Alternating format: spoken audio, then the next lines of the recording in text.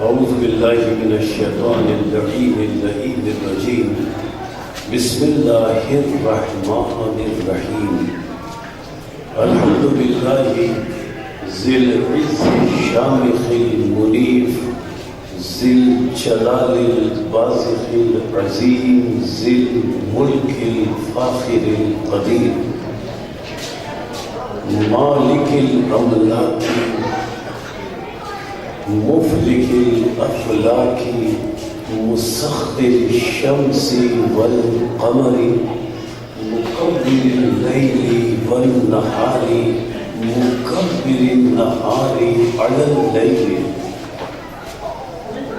قاسم كل جبار عنيد مهلك كل شيطان مريد رب الجنة والناس رب العالمين.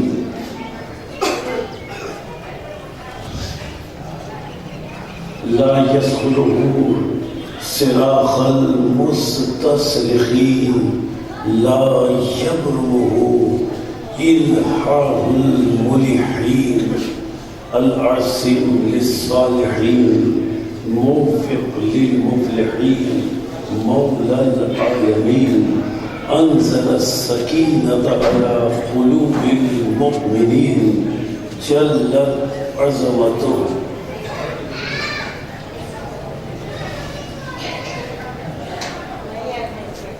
الصلاة والسلام على النبي الأمي العربي الهاشمي القرشي المكي المدني الأبتحي المطلبي أبي القاسم محمد.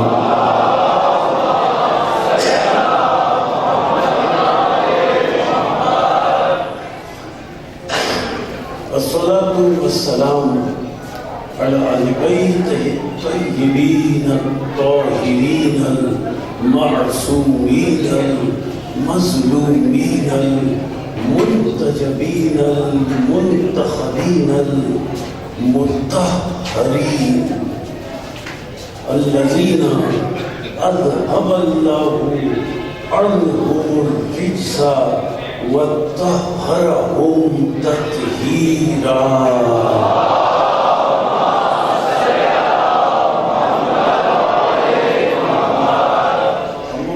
فقد قال الحكيم في محكم كلامه المتين وخطابه المبين هو أصدق الصادقين وقوله الحق لأنه هو معلن الحق بالحق. بسم الله الرحمن الرحيم. قد جاءكم من الله نور وكتاب مبين. صلوات.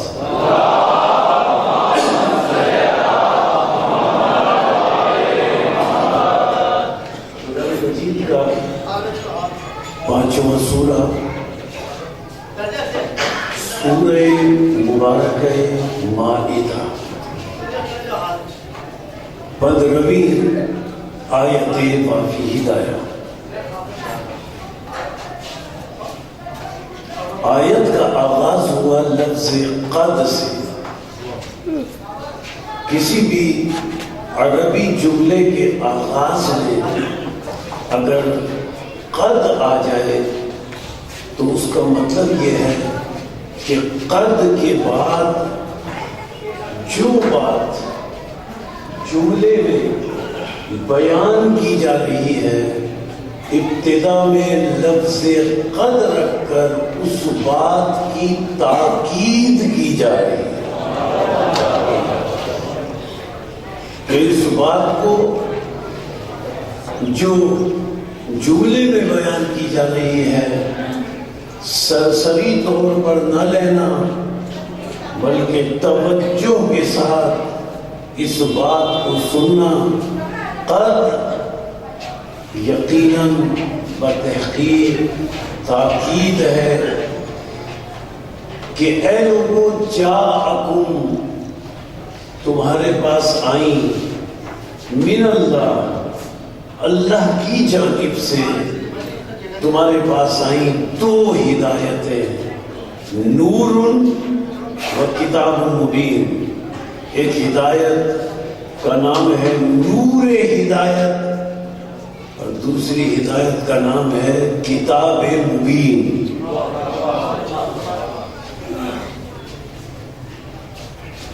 اور نور اور کتاب مبین کے درمیان میں اللہ نے عطف کا واو رکھا، اور عطف کے واو کا عربی قاعدے میں مطلب ہی یہ ہے کہ اگر یہ عطف کا واو دو لفظوں کے درمیان میں آ جائے تو اس کا مطلب یہ ہوتا ہے کہ جن دو لفظوں کے درمیان میں یہ عطف کا واو آیا ہے، یہ عطف کا واو ان دو لفظوں کے درمیان تغایر پیدا کر رہا ہے، غیریت پیدا کر رہا ہے، اور درمیان میں عطف کے واو کے آنے کا مطلب یہ ہے کہ اس واو سے ما سبق یعنی پہلے، اور اس واو کے ما بعد یعنی بعد میں جو لفظ ہے، اس واو سے پہلے جو لفظ ہے، اس واو کے بعد جو لفظ ہے، ان دو لفظوں میں تغایر ہے، غیریت ہے۔ یعنی مطلب یہ ہے کہ واو سے پہلے والا لفظ کچھ اور ہے، واو کے بعد والا لفظ کچھ اور ہے۔ نور اور کتاب مبین، یعنی یہ نہ سمجھیں کہ قرآن مجید سے مراد نور ہے، نہیں، نور اور ہے، کتاب مبین اور ہے۔ ہدایت کے لیے اللہ نے ان دو چیزوں کو بھیجا، ایک نور ہدایت، دوسرے کتاب مبین۔ اور یہ نور ہدایت اور کتاب مبین اللہ نے فرمایا قد جاءکم، کم کا لفظ ہے، ضمیر ہے، کم کا مطلب ہے جب آیت نازل ہوئی اس دور کے لوگوں، کم مانے تم سب کے لیے یہ دو ہدایتیں بھیجی جا رہی ہیں، ایک قرآن، دوسرے نوری ہدایت۔ کم کا مطلب تم سب۔ اب کم کا اطلاق صرف اس زمانے کے لوگوں پر نہیں ہوگا کہ جو لوگ اس دور میں موجود تھے جب یہ قرآن کی آیت نازل ہوئی۔ کیوں؟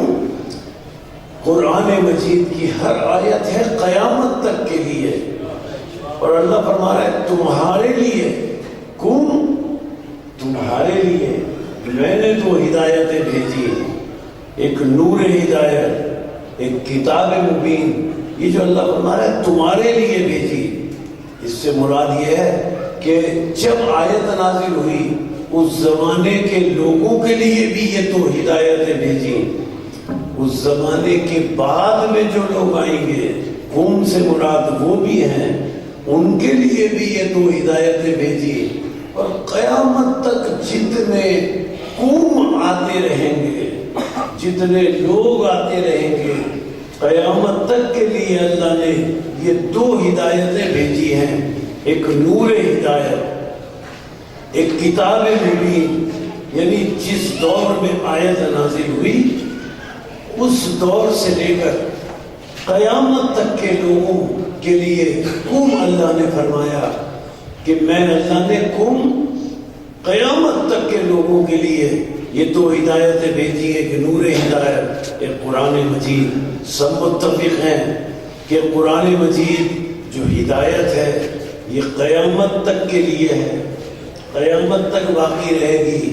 تو عزیزان محترم، صرف اللہ نے قرآن مجید تو نہیں بھیجا بلکہ اس سے پہلے فرمایا کہ نور ہدایت بھیجی ہے. جب دوسری ہدایت قرآن قیامت تک کے لیے ہدایت کے طور پر موجود ہے تو نور ہدایت جس کا ذکر قرآن سے پہلے ہے، جب قرآن قیامت تک ہدایت کے لیے موجود ہے تو ذرا زمانہ یہ بتائے کہ وہ نور ہدایت کون سا ہے؟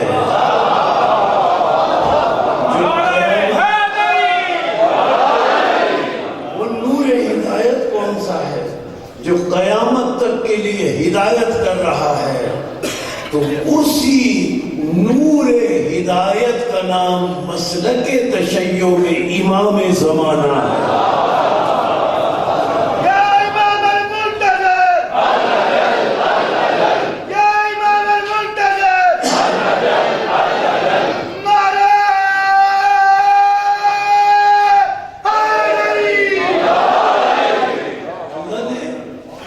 یہ نور ہدایت قیامت تک کے لیے رکھا تاکہ قیامت تک آنے والا کوئی انسان اللہ کی بارگاہ میں حشر کے دن یہ نہ کہہ سکے کہ یا اللہ مجھے کوئی ہدایت کرنے والا نہیں تھا. قیامت تک کے لیے اس نور ہدایت کو اللہ نے باقی رکھا. یہ نور ہدایت قیامت تک کیسے باقی ہے؟ سورہ بنی اسرائیل قرآن مجید کا 17واں سورہ. اللہ ارشاد فرماتا ہے اب یہ نور ہدایت قیامت تک کیسے باقی ہے. اللہ ارشاد فرماتا ہے یسألونک عن الروح. اللہ فرما رہا ہے رسول یہ تمہارے ساتھی تم سے پوچھتے ہیں کہ یا رسول اللہ یہ بتائیں کہ روح کیا ہے.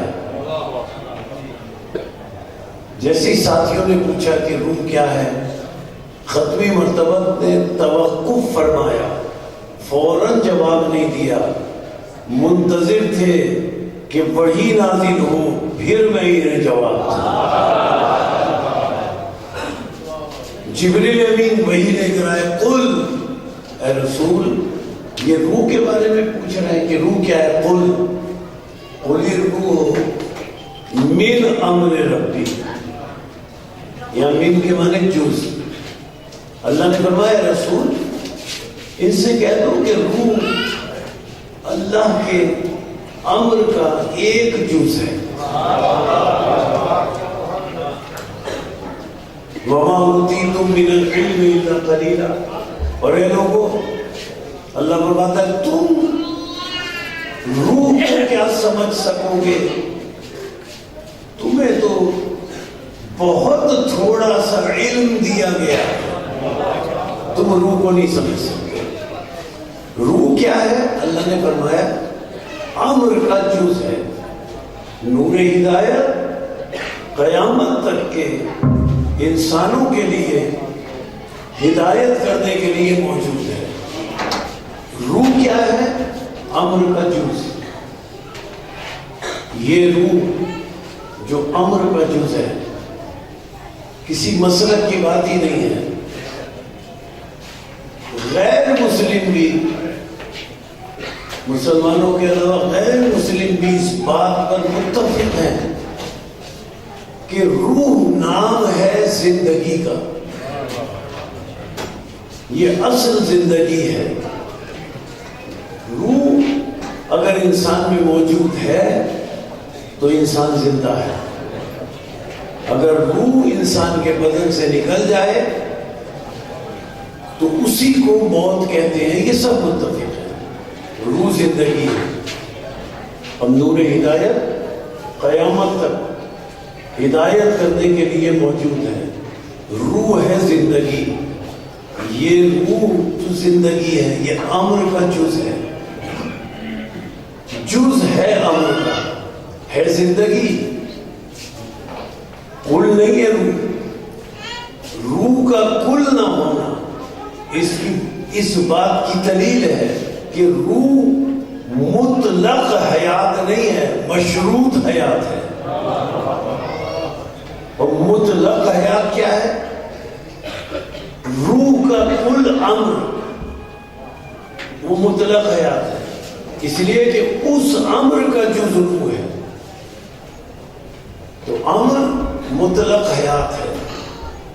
اگر امر حیات نہ ہوتا تو روح جو امر کا جز ہے یہ زندگی نہ ہو سکتی. اس لیے کہ جز میں وہی صفتیں آئیں گی جو صفتیں اس جز کے کل میں موجود ہیں. تو روح جو زندگی ہے یہ زندگی ہو ہی نہیں سکتی تھی اگر اس کا کل جو امر ہے وہ زندگی نہ ہوتا. جب امر مطلق زندگی ہے، بلکہ لفظ بدل کر کہہ لیں روح تو مشروط اور مقید زندگی ہے اس لیے کہ جز ہے، اور امر زندگی ہی زندگی ہے. جب امر زندگی ہی زندگی ہے تو اولی الامر اسے کہتے ہیں جو زندگیوں پر اختیار رکھتا ہو.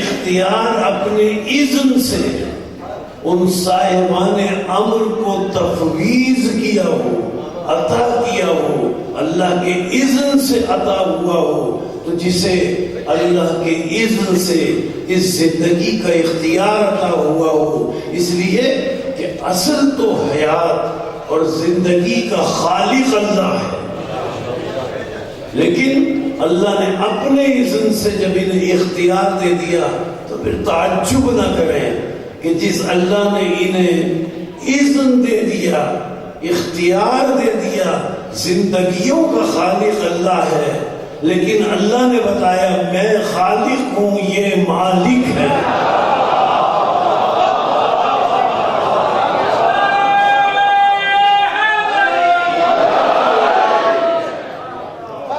جب اللہ نے اختیار دے دیا پھر تعجب کیسا کہ 12ویں امام اب تک زندہ کیسے ہیں. کوئی تعجب کرنا ہے تو اس بات پر تعجب کرے کہ 11 امام دنیا سے کیسے چلے گئے جبکہ وہ مطلق حیات تھے. بات صرف اتنی ہے کہ وہ اپنی طبعی طور پر اس دنیا سے نہیں گئے، یا زہر سے گئے یا تلوار سے گئے، اور 12ویں اس لیے حیات ہیں کہ اللہ نے ان سے وہ زہر بھی دور رکھا، تلوار بھی دور رکھا. تو طبعی طور پر وہ موجود ہیں، طبعی طور پر وہ زندہ ہیں. تو روح کیا ہے؟ زندگی، مشروع، اور اس کا کل ہے امر. صاحبان امر کون ہے؟ مطلق حیات. یہ صاحبان امر اس وقت پتہ چلیں گے جب معلوم ہو کہ اصل میں روح کی حقیقت کیا ہے. اس لیے کہ اس روح کا جو جز ہے، جو روح جز ہے، اس کا کل امر ہے. تو ختمی مرتبت کا ارشاد موجود ہے انوار نعمانیہ میں. رسول اکرم سے پوچھا گیا ہے کہ یا رسول اللہ آپ کن کن چیزوں سے مل کر بنے؟ صحابہ کرام نے پوچھا تو کسی نے جب پوچھا تو رسول نے فرمایا اس کے جواب میں کہ جابر ابن عبداللہ انصاری، جابر ابن عبداللہ انصاری نے جب پوچھا، ان کا سوال کا جملہ یہ تھا من ای شیء خلقت یا رسول اللہ، یا رسول اللہ آپ کن کن چیزوں سے مل کر بنے؟ تو ختمی مرتبت نے خوبصورت جواب دیا، یہ نہیں بتایا کہ میں کن چیزوں سے مل کر بنا، بلکہ رسول نے جواب میں فرمایا جابر اول ما خلق اللہ نوری، اللہ نے میرے نور کو اول خلق کیا. اب اتنے صاحب معرفت تھے حضرت جابر ابن عبداللہ انصاری کہ وہ سمجھ گئے، حالانکہ عام انسان ہوتا تو سمجھ نہ پاتا، اس لیے کہ بظاہر وہ پوچھ رہا ہے کہ یا رسول اللہ آپ کن کن چیزوں سے ترکیب پا کر وجود میں آئے، اور رسول جواب میں یہ بتا ہی نہیں رہے۔ رسول بتا رہے میں اول بنا۔ اگر کوئی اور ہوتا تو پوچھتا یا رسول اللہ میں نے یہ تو نہیں پوچھا کہ آپ اول بنے یا بعد میں بنے، میں تو یہ پوچھ رہا ہوں آپ کن کن چیزوں سے ترکیب پا کر وجود میں آئے۔ لیکن جابر بن عبداللہ انصاری صاحب مالک صحابی، رسول نے فرمایا میں اول بنا۔ جابر نے پوچھا تھا کن چیزوں سے مل کر بنے، رسول نے فرمایا میں اول بنا۔ تو جابر سمجھ گئے کہ یہ رسول فرما رہے ہیں اول بنا، جابر سمجھ گئے یہ اول بنے۔ اگر یہ کسی شے سے بنتے تو یہ اول نہ ہوتے، وہ شے اول ہو جاتی۔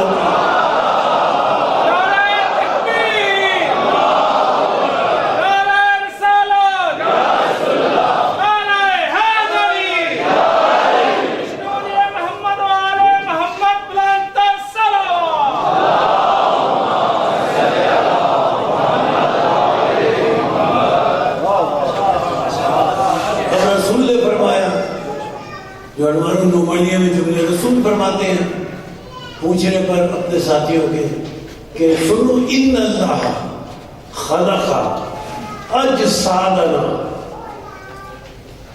من علیین۔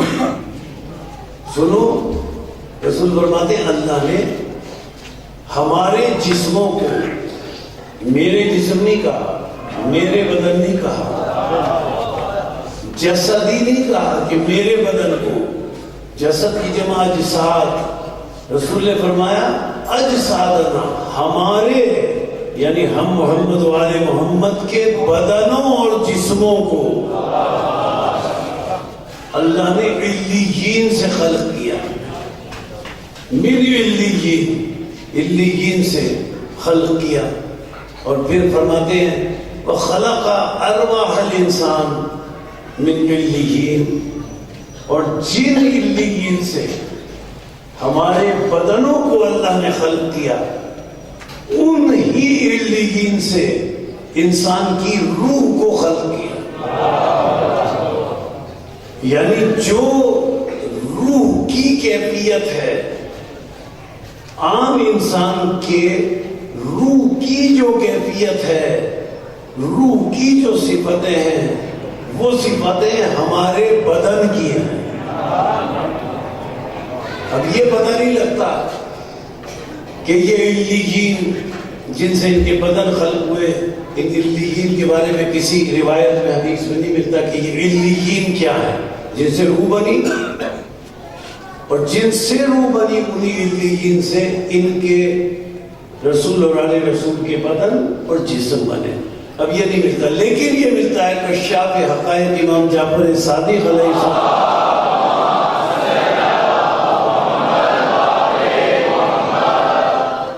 امام یہ فرماتے ہیں کہ ہمارے بدن، رسول نے فرمایا علیین سے بنے، ابھی علیین نہیں پتا کیا ہے، لیکن کشاف حقائق فرماتے ہیں ان اللہ خلق اجسادنا من ستۃ اشیاء۔ امام نے فرمایا، چھٹے امام نے، کہ اللہ نے ہم محمد والے محمد کے بدن کو 6 چیزوں سے ترکیب دے کر خلق کیا۔ اور یہ طے بات کہ جس سے ہماری روح بنی اس سے ان کے جسم بنے۔ تو جن 6 چیزوں سے مرکب ہو کر ان کے بدن بنے، ان ہی 6 چیزوں سے ترکیب پا کر عام انسان کی روح بنی۔ اب جو عام انسان کے روح کی کیفیت ہے، روح کی صفتیں ہیں، وہ ان کے بدن کی ہوں گی۔ اب وہ 6 چیزیں کیا ہے؟ امام ارشاد فرماتے ہیں ہمارے بدن بنے من ستۃ اشیاء، 6 چیزوں سے۔ پہلی چیز فرمائی من جوہر النور، پہلی چیز امام فرماتے ہیں ہمارے بدن نور سے نہیں بنے،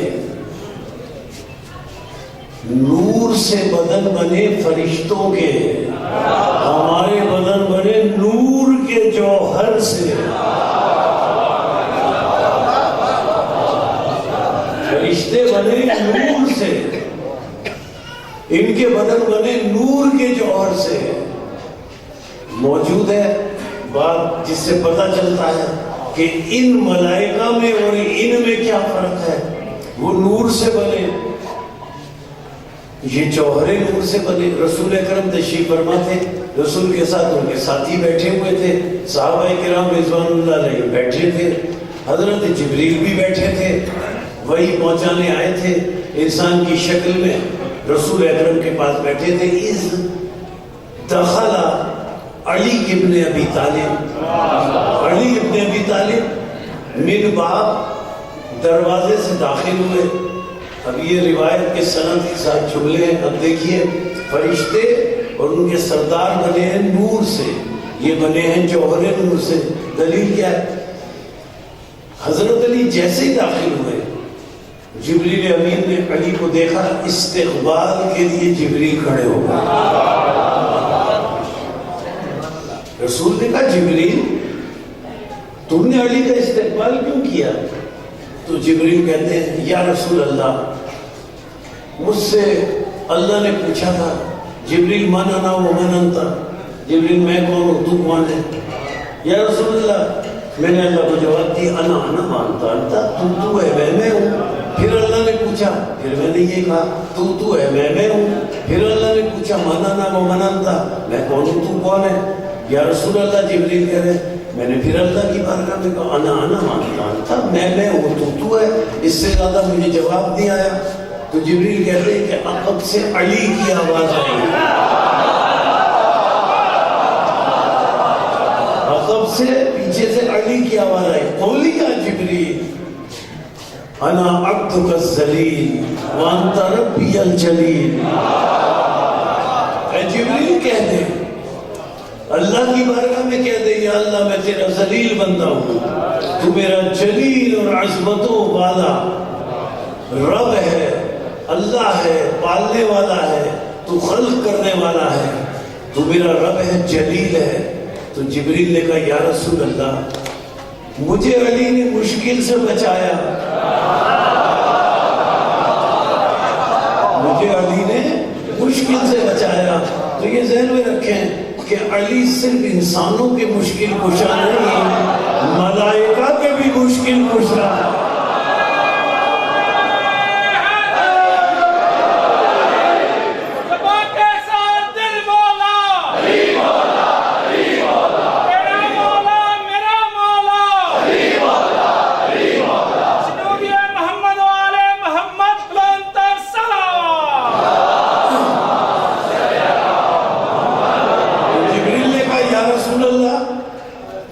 مجھے اس مشکل سے علی نے بچایا، مجھے تعلیم دی، اور من علم حرفا فهو معلم، جو ایک حرف کی بھی تعلیم دے وہ استاد ہوتا ہے۔ یا رسول اللہ میں نے علی کے آنے پر کھڑے ہو کر ان کا استقبال اس لیے کیا کہ یہ استاد ہیں، میں ان کا شاگرد ہوں۔ رسول نے تبسم فرمایا اور اب پوچھا جبریل سے، جبریل اچھا یہ تو بتاؤ کہ تمہارا سن کتنا ہے، تمہاری عمر کتنی ہے؟ جبریل کہنے لگے یا رسول اللہ اچھی طرح تو یاد نہیں ہے، بس اتنا یاد ہے کہ ہر 70,000 سال کے بعد ایک ستارہ روشن ہو کر طلوع ہوتا ہے۔ اس ستارے کو جو 70,000 سال کے بعد روشن ہو کر طلوع ہوتا ہے، میں نے اس ستارے کو 70,000 مرتبہ طلوع ہوتے ہوئے دیکھا ہے۔ اچھا رسول نے فرمایا جبریل اگر تم اس ستارے کو دیکھو گے تو کیا پہچان لو گے؟ جبریل نے کہا یا رسول اللہ 70,000 مرتبہ دیکھا ہے، کیسے نہیں پہچانوں گا؟ رسول نے کہا یا علی ادھر منی، علی ذرا میرے قریب آ۔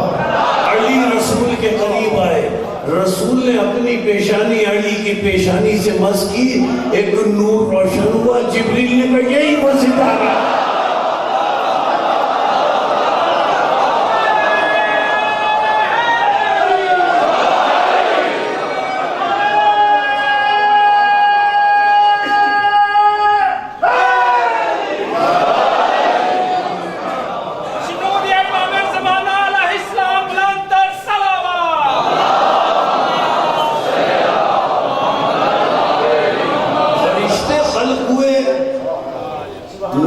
سے، یہ خلق ہوئے جوہر نور سے۔ امام نے کیا فرمایا؟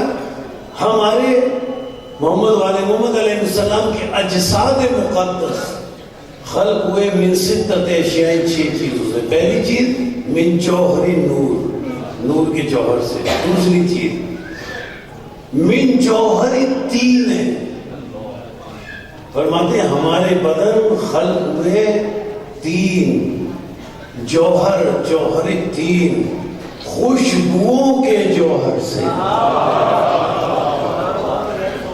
اچھا، جس سے ان کے بدن خلق ہوئے اس سے انسان کی روح خلق ہوئی۔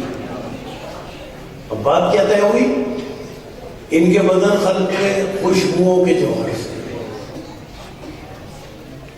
بدن خلق ہوئے خوشبوؤں کے جوہر سے۔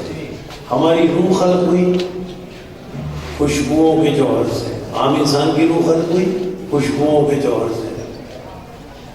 دیکھیں اس کی دلیل کیا ہے؟ روح اصل میں عام انسان کی روح خوشبوؤں کا جوہر ہے۔ اس کی دلیل کیا ہے؟ عام انسان کا کی جو روح ہے وہ خوشبوؤں کا جوہر ہے، روح، بدن نہیں۔ اچھا، جب تک یہ روح بدن میں ہے خوشبو رہے گی،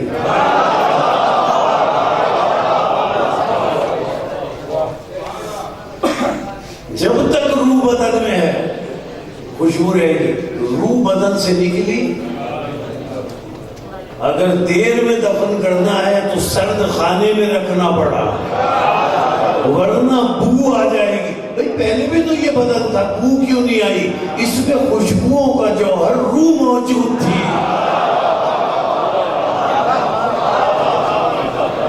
اس میں خوشبوؤں کا جوہر روح موجود تھی۔ اب چونکہ اس میں خوشبوؤں کا جوہر موجود ہے، اب چل رہا ہے، پھر رہا ہے، اور کیا اس کی قدرت ہے! اللہ نے کھربوں کیا، اس سے زیادہ، کھربوں سے زیادہ انسان اللہ نے بنائے۔ آدم علیہ السلام سے قیامت تک خلق کی اللہ نے کھربوں سے زیادہ انسان۔ ہر انسان میں روح ہے جب تک وہ زندہ ہے، اور کھربوں سے زیادہ انسان اللہ نے بنائے، اور ہر انسان کی روح کی خوشبو ایک دوسرے سے مختلف ہے۔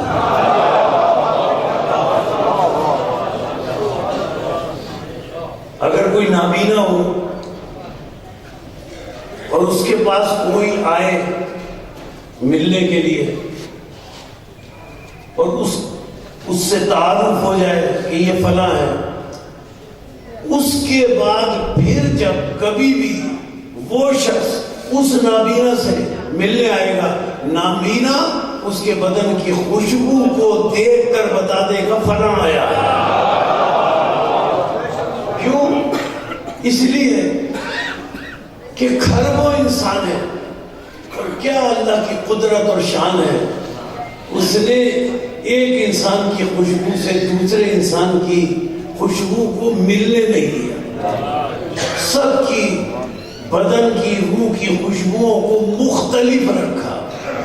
اچھا، اب عجیب بات یہ ہے کہ اللہ نے کھربوں انسانوں کی روحوں کی خوشبوؤں کو ایک دوسرے سے مختلف رکھا۔ اب اللہ پر کوئی یہ اعتراض کر سکتا تھا کہ یہ اللہ تو جب کچھ خلق کرتا ہے روح کو تو مختلف خلق کر سکتا ہے۔ ہر انسان کے روح کی خوشبو الگ ہے نا، تو اللہ پر لوگ یہ اعتراض کر سکتے تھے کہ اللہ نے تو جس انسان کو خلق کیا ایک دوسرے سے مختلف خوشبو رکھی۔ لوگ یہ کہہ سکتے تھے کہ اللہ تو مختلف خلق کرنے پر قدرت رکھتا ہے۔ لوگ یہ کہہ سکتے تھے کہ مختلف قسم کی خوشبوؤں کے ساتھ انسانوں کی روحوں کو خلق کرنے کی اللہ قدرت رکھتا ہے۔ اللہ پر یہ اعتراض ہو جاتا کہ یہ تو بس مختلف بنا سکتا ہے، خوشبوؤں کو مختلف بنا سکتا ہے۔ یہ اعتراض ہو جاتا کہ یہ اللہ تو مختلف بنا سکتا ہے، تو اللہ نے اس اعتراض کو ختم کرنے کے لیے 14 کو ایک جیسا بنایا.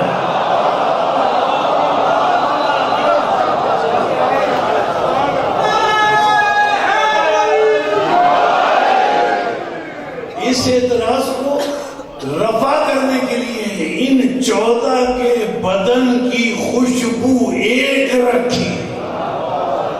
اسی لیے جب چادر میں تھے کیا کہتے ہوئے آ رہے تھے؟ انی اشم عندک رائحۃ طیبۃ. چادر کی طرف آ رہے ہیں، بات کر رہے ہیں خوشبو کی. اور پھر بادشاہ کے دربار میں 7 بال لائے گئے اور لانے والے نے کہا کہ یہ رسول اللہ کے ہیں. اب مامون کو کیسے پتا چلے کہ رسول کے بال ہے یا نہیں؟ ان 14 کی خوشبو ایک ہے، ان 14 کے بدن کی خوشبو ایک. مامون نے کہا کیسے پتا چلے؟ لوگوں نے کہا بھائی کوئی نہیں بتا سکتا، بلاؤ 8ویں امام رضا علیہ السلام. کوئی نہیں بتا سکتا. 8ویں امام کو بلایا گیا، اس کو کہا گیا کہ یہ جی 7 بال ہے، اس کا دعویٰ یہ ہے کہ یہ 7 کے 7 بال رسول اللہ کے ہیں. امام علیہ السلام 7 بالوں کو اپنے چہرے کے قریب لائے. چہرے کے قریب لا کر امام نے 4 بال الگ کر لیے، 3 الگ کر لیے. امام نے فرمایا 4 میرے جد کے، یہ 3 میرے جد کے نہیں ہیں.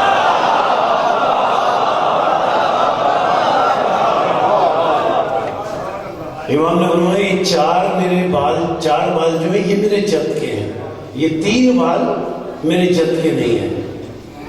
مامون کہنے لگا اس کی دلیل کیا ہے؟ امام نے فرمایا آگ جلاؤ. آگ جلائی گئی. امام نے تینوں کو اٹھا کر آگ میں پھینک دیا.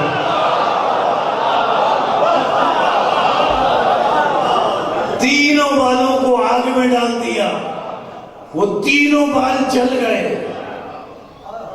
اب امام 4 بال قریب لائے، آگ کے قریب 4 بال لائے، آگ بجھ گئی.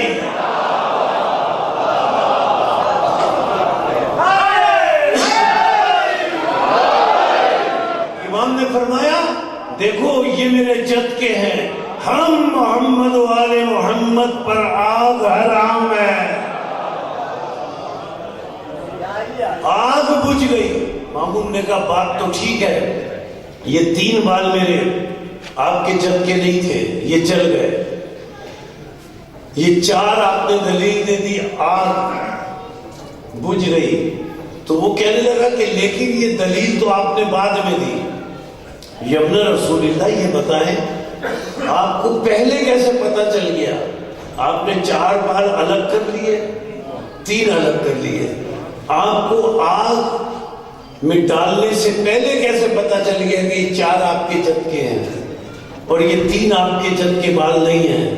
امام نے ارشاد فرمایا تو نے دیکھا نہیں جب مجھے بال دیے گئے میں اپنے چہرے کے قریب لایا، میں نے ہر بال کو سونگھا، جس بال میں مجھے اپنے بدن کی خوشبو آئی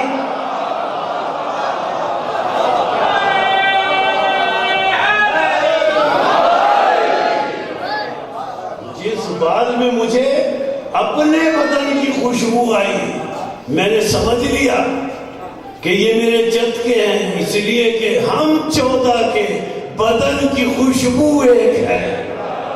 عزیزان محترم عجیب مرحلہ ہے فکر کا. ان 14 کے بدن کی خوشبو ایک ہے، ان 14 کے بدن کی خوشبو ایک ہے. ذمہ داری کے ساتھ کہہ رہا ہوں اگر رسول شب ہجرت علی کے علاوہ کسی اور کو اپنے بستر پر سلاتے، یہ جو 10 قبیلوں کے 10 پہلوان تھے تلواریں لیے کھڑے تھے، اگر علی کے علاوہ کسی اور کو رسول اپنے بستر پر شب ہجرت لٹاتے، ان کو پتہ چل جاتا کہ یہ رسول نہیں سو رہے کوئی اور سو رہا ہے، اس کے بدن کی خوشبو اور ہوتی. تو ہجرت کی شب اپنی جگہ اسے سلانا ضروری تھا تاکہ دشمن نہ پہچان سکے اس کی خوشبو خوشبو رسول کے بدن کی خوشبو ہو، اس لیے کوئی نہیں پہچان سکا۔ تیسری بات مختصراً مکمل کروں۔ پہلی بات، ان کے بدن بنے جوہر نور سے، دوسرے جوہر تین سے، تیسرے جوہر علم سے، چوتھے جوہر حیات سے، پانچویں جوہر بقا سے، چھٹے جوہر ارتقا سے، من ستت اشیاء، چھ چیزوں سے ان کے بدن بنے۔ جوہر علم سے یعنی اگر رسول نے فرمایا نا انا مدینۃ العلم وعلی بابها، مدینہ علم رسول ہیں جو جوہر علم سے بنے ہیں، تو باب مدینۃ العلم بھی وہ ہوگا جو جوہر علم سے بنا۔ اور جوہر علم سے بننے کی دلیل کیا ہے؟ آپ دیکھیں شب ہجرت ایک تو امانتیں نہیں تھیں، درجنوں امانتیں تھیں۔ رسول نے وہ درجنوں امانتیں علی کی سپرد کی، علی یہ صبح امانتیں واپس کر دینا، پھر تم بھی مدینے چلے آنا، یہ امانتیں تم واپس کر دینا، پھر تم بھی مدینے چلے آنا۔ درجنوں، ایک تو امانت نہیں تھی، لیکن نہ تو رسول نے بتایا کہ یہ کون سی امانت کس کی ہے، نہ علی نے پوچھا کہ یہ کون سی امانت کس کی ہے۔ کیوں رسول بتاتے کیوں؟ جوہر علم سے۔ علی پوچھتے کیوں؟ جوہر علم سے۔ اس لیے جب دوسرے دن صبح کے وقت کسی نے امانت کے بارے میں غلط دعویٰ کیا تو علی نے جلال میں آ کر کیا فرمایا تھا؟ غلط دعویٰ مت کر، ورنہ اس امانت سے گواہی دلوا دوں گا کس کی ہے۔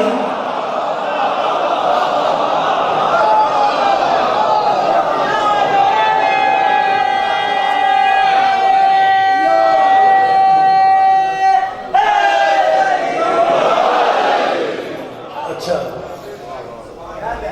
ان کے بدن بنے جوہر نور سے، جوہر تین سے، جوہر علم سے، جوہر حیات سے، جوہر بقا سے۔ زندگی کے حیات کے جوہر سے بنے، جو حیات کے جوہر سے بنا ہو اسے موت کیسے آئے؟ جو بقا کے جوہر سے بنا ہو وہ فنا کیسے ہو سکتا ہے؟ اسی لیے بس ایک آیت اس حوالے سے عرض کر دوں کہ انہی کے لیے حیات ہے، انہی کے لیے بقا ہے، اور وہ معروف ہے۔ دو آیتیں عرض کر دوں۔ ایک تو سورہ قصص 28واں سورہ قرآن مجید کا، حیات اور بقا، ان کے بدن بنے جوہر حیات سے، جوہر بقا سے۔ سورہ قصص میں اللہ نے فرمایا کل شیء ہالک الا وجہہ، کل شیء، ہر شے ختم ہو جائے گی، ہلاک ہو جائے گی، الا استثناء ہے، مگر کیا باقی رہے گا؟ وجہہ، وجہ باقی رہے گا، ہو اللہ کا۔ سب ختم ہو جائیں گے، ہلاک ہو جائیں گے، وجہ باقی رہے گا، کس کا؟ ہو اللہ کا۔ سورہ رحمان 55واں سورہ قرآن مجید کا، اس آیت کا بھی انداز یہی ہے۔ اللہ ارشاد فرماتا ہے کل من علیہا فان، سب فنا ہو جائیں گے، پھر کیا فرمایا؟ وَيَبْقَى، لیکن باقی رہیں گے کیا؟ وجہ، وجہ رب کا، تیرے رب کا وجہ، جو تیرا رب ذوالجلال ہے والاکرام ہے۔ اس آیت میں بھی فرمایا کہ وجہ باقی رہے گا، ہو کس کا؟ اللہ کا وجہ۔ اس میں بھی فرمایا کہ تیرے رب کا وجہ باقی رہے گا۔ یہ وجہ جو ہے نا عربی میں کہتے ہیں چہرے کو، میں نے جان بوجھ کر اس وقت ترجمہ نہیں کیا، عربی میں کہتے ہیں چہرے کو۔ اللہ فرما رہا ہے سب ہلاک ہو جائیں گے، وجہہ، اللہ کا چہرہ باقی رہے گا. یبقیٰ وجہ ربک ذو الجلال والاکرام. سب فنا ہو جائیں گے، باقی رہے گا وجہ ربک کا، تیرے رب کا وجہ، چہرہ. یا اللہ یہ کیا تم نے فرمایا کہ تیرے رب کا چہرہ باقی رہے گا؟ تیرا تو بدن ہی نہیں، تیرا تو جسم ہی نہیں.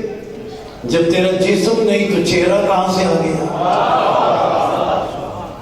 اللہ کا تو جسم نہیں، وہ جسم جسمانیت سے مبرہ منزہ ہے، اس کا جسم نہیں، لیکن وہ فرماتا ہے نہیں. دیکھیں عربی میں وجہ کہتے ہیں واو جی میں وجہ چہرے کو. اور بچوں اور نوجوانوں کے لیے یہ بات عرض کر لوں، اور عربی میں جو چہرے کو واو جی میں وجہ کہتے ہیں، اردو میں بھی اس کے یہی معنی ہے. اردو میں بھی یہی لفظ ہے. اردو میں کیا ہے؟ واو جی میں وجہ کسے کہتے ہیں؟ چہرے کو. اردو میں کیا ہے؟ ہم کہتے ہیں ایک جملہ بولتے ہیں یہی وجہ ہے. وجہ کا مطلب کیا ہے؟ یہی سبب ہے، یہی وجہ ہے. یہ جو ہم وجہ کہہ رہے ہیں نا، یہی وجہ ہے. جو اردو میں ہم کہہ رہے ہیں وجہ، اسی وجہ کو عربی میں چہرہ کہتے ہیں. اسی وجہ کو جو اردو میں کہہ رہے ہیں کہ یہی وجہ ہے، اسی وجہ کو عربی میں چہرہ کہتے ہیں. چہرہ وجہ کیوں کہتے ہیں؟ چہرے کو عربی میں وجہ کیوں کہتے ہیں؟ چہرے کو عربی میں وجہ اس لیے کہتے ہیں کہ یہ چہرہ جو انسان کا ہے، یہ چہرہ ہر بدن کی پہچان کی وجہ ہے. اگر یہ چہرہ انسان کے بدن پر نہ ہوتا تو یہ پہچانا نہ جاتا کون ہے. تو یہ کیا ہے؟ چہرے کو وجہ اس لیے کہتے ہیں کہ یہ انسان کے بدن کی پہچان کی وجہ ہے. بدن کے پہچان کی وجہ ہے. بدن کے پہچان کی وجہ ہے. اس لیے اس وجہ کو چہرہ کہتے ہیں. اس چہرے کو وجہ کہتے ہیں کہ یہ انسان کے بدن کی پہچان کی وجہ ہے. اب ترجمہ کریں. کلو من علیہ فان، سب فنا ہو جائیں گے. وَيَبْقَى وَجْهُ رَبِّكَ، لیکن وہ باقی رہیں گے جو تیرے رب کی پہچان کی وجہ ہے.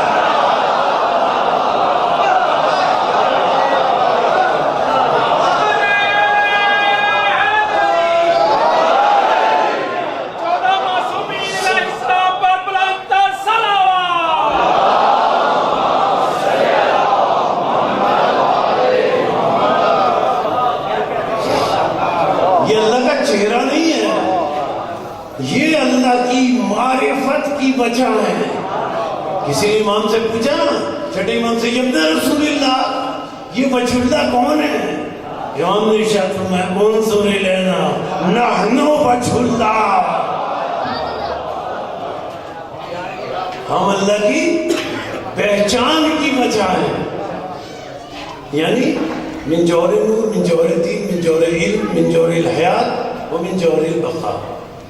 حیات یہ باقی رہیں گے. اللہ فرماتا ہے سب فنا ہو جائیں گے، یہ باقی رہیں گے. ان کو سمجھنے کی زمانہ کوشش کرے.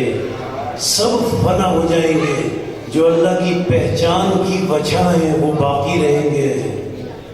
اب ایک جملہ پہلے کا عرض کر دوں، یہ جو اللہ کی پہچان کی وجہ ہے یہ ہم جیسے نہیں، یہ اس وقت تھے جب کچھ نہ تھا، اور یہ اس وقت ہوں گے جب کچھ نہ ہوگا. اللہ فرما رہا ہے یبقیٰ وجہ ربک، تیرے رب کے وجہ جو ہیں معرفت کے وہ باقی رہیں گے. اچھا یہ بقا مولانا صاحب بھی اس طرح سلوات بنا سکتے ہیں برائے خصوصیہ مولا علی جللہ جلالہ صلوات.